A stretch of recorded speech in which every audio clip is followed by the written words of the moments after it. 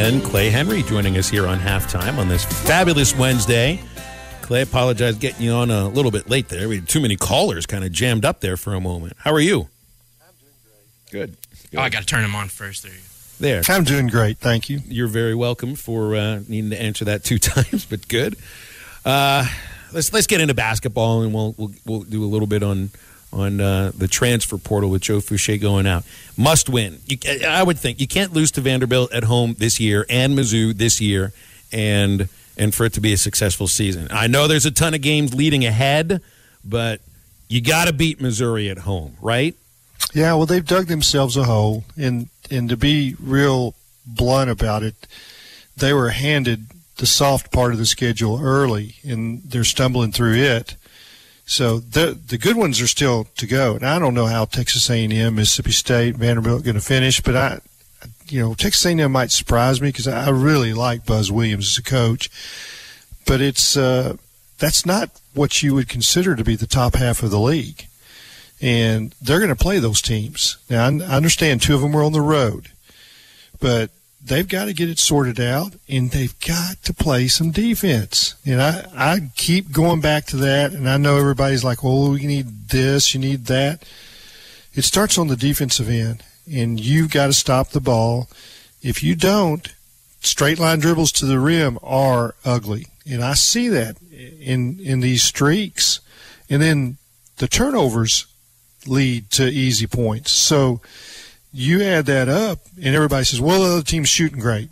Well, if you're getting, easy baskets off of turnovers and you're getting straight-line dribbles that either lead to the rim or to a kick-out because somebody had to leave their man to stop you, then you're going to shoot well, and you're going to struggle against SEC teams. Mm-hmm. That's what I see, guys. Well, there are moments where J.D. Notae can be a good on-ball defender and good around the perimeter.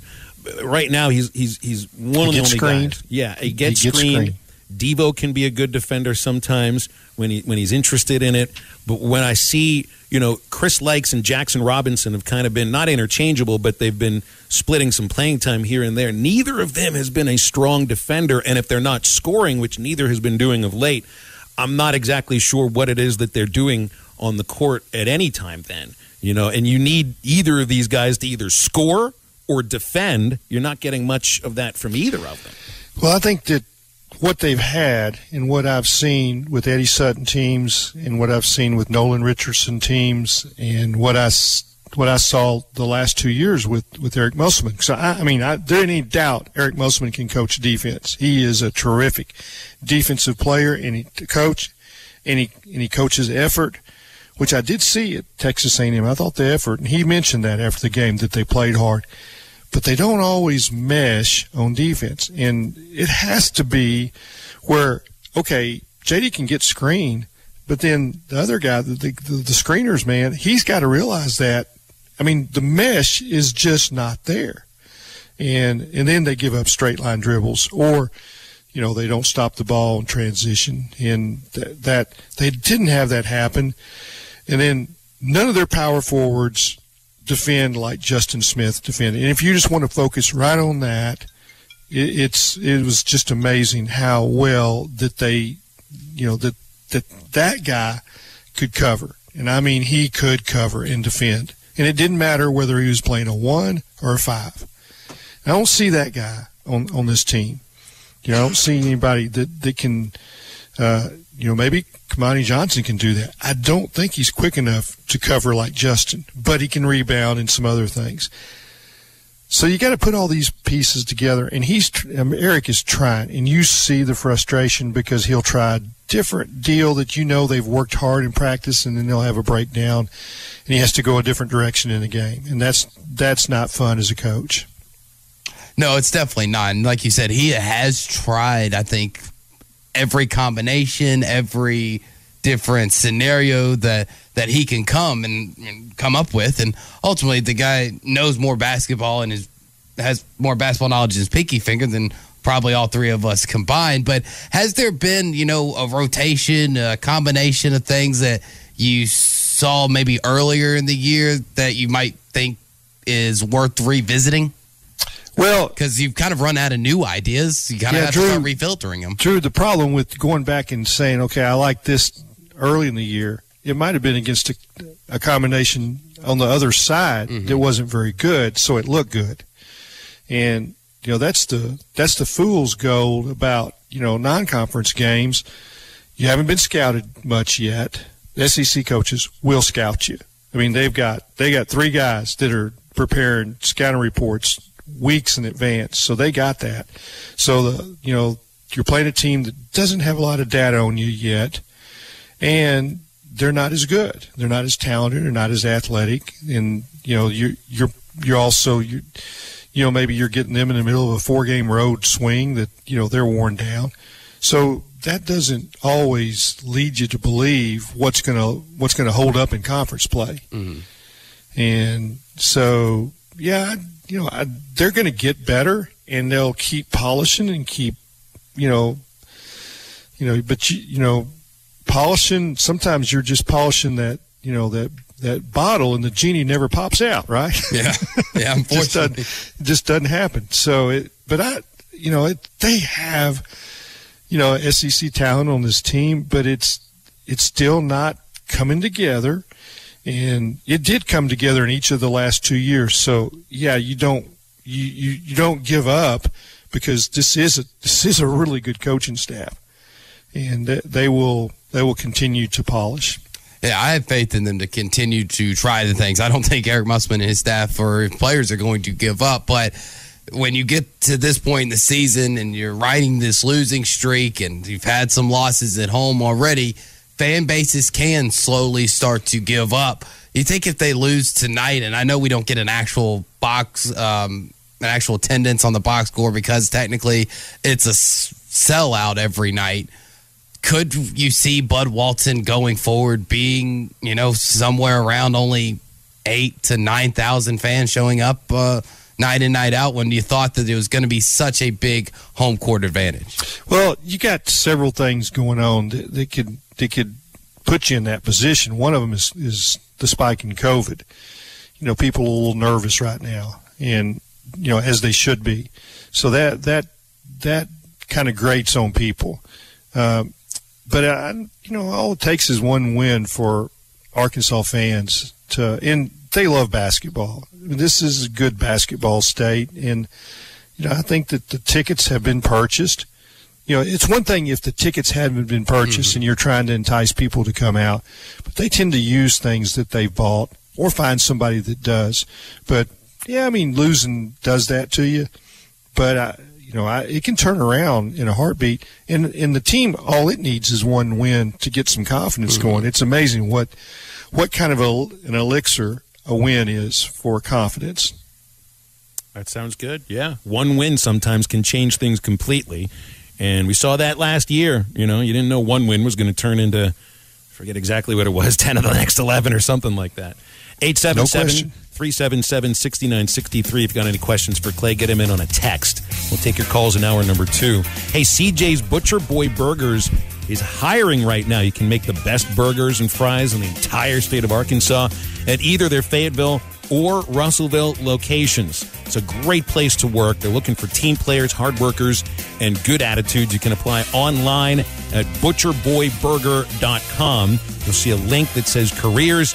Just click on it. All the information is right there for you. You can also call either of their locations for information on it. The Fayetteville location is 479-249-9989. And in Russellville, the original location, 479-968-2300. A great job, a great career at CJ's Butcher Boy Burgers. And, of course, when all you do are burgers, they have to be good. More with Clay Henry from Hogs Illustrated as Halftime returns next. We got Clay Henry with us for another segment here on Halftime, and let's get into Joe Fouché here, Clay. People are kind of upset. I think they're understanding that he went and ended up playing for the school in his home state that maybe he wanted to play for coming out of high school, and they just didn't have any interest in him. I think the graphic of him half in a Razorback jersey and half in an LSU jersey kind of sparked some people a little bit. But this is also this is the reality of the portal right now, and there were a lot of people that kind of expected this is where Fouché would end up anyway. Yeah, I mean, you just have to turn the page. I mean, it's going to happen, and this is your first, it's your second experience with it because, Mike Woods did it last year, and he played at Oklahoma. And you're going to have some every year, and especially when they're out-of-state kids. And, you have to there's not enough in Arkansas to completely fill up, but they don't leave if they've been raised in Arkansas. They're not going to do that. And that's part of the value in what an Arkansas kid is when you give him a scholarship. Or you take him as a preferred walk-on like you did Hayden Henry and Grant Morgan. And, there's a bunch of them. I mean, it's Ty Clary. Those guys are not, you're not ever going to have one of those leave to go play somewhere else, I don't think. But it will continue to happen.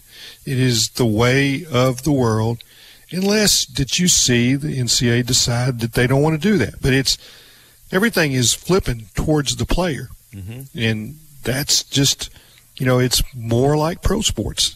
You were raised in a pro town. Well, both of y'all were, Phil and Drew.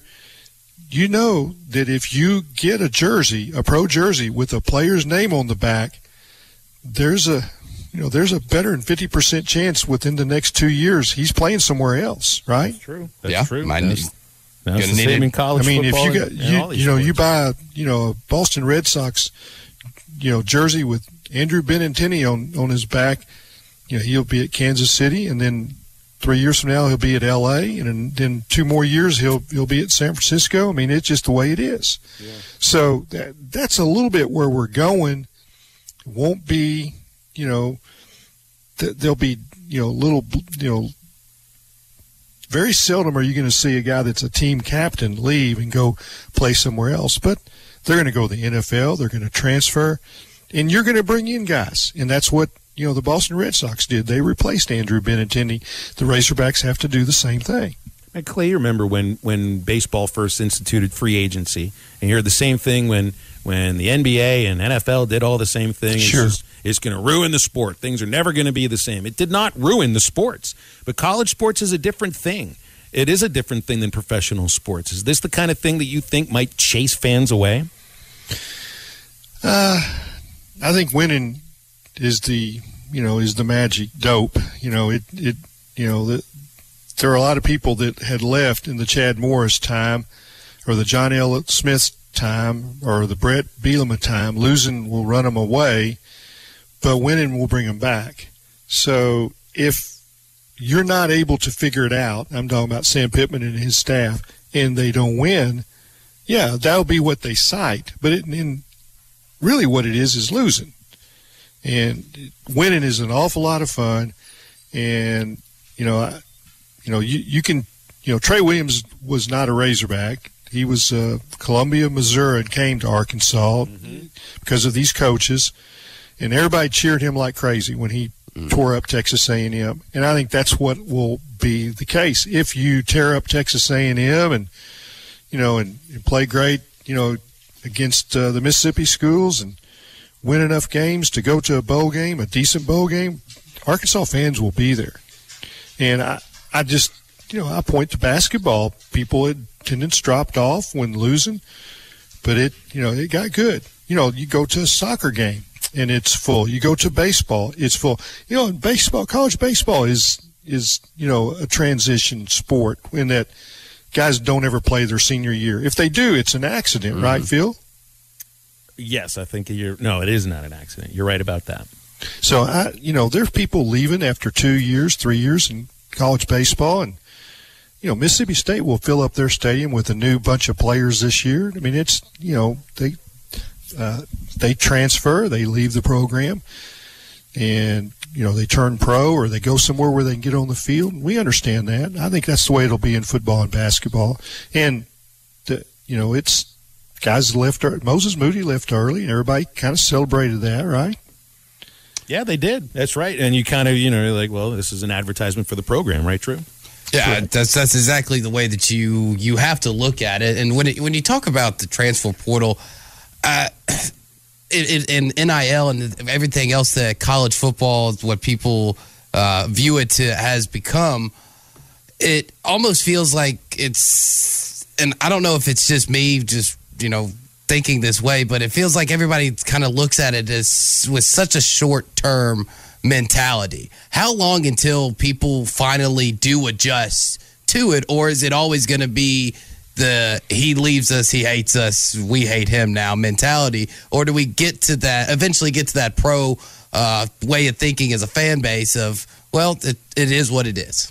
Yeah, I think that with pro fan bases, when a guy leaves or a guy doesn't accept your contract and goes somewhere else, I think there's some dislike. I'm sure Mets fans don't like Kumar Rocker because he turned down their contract, and he likely will pitch against them at some point. And when he comes in, they won't like him, right? Mm-hmm. Phil? That's the way it is in pro sports. And you will, I will say this: you will see college fans boo more in the future. Mm-hmm. They don't boo a lot. But when somebody that leaves your program to transfer comes up to plate and bomb Walker, they may boo him.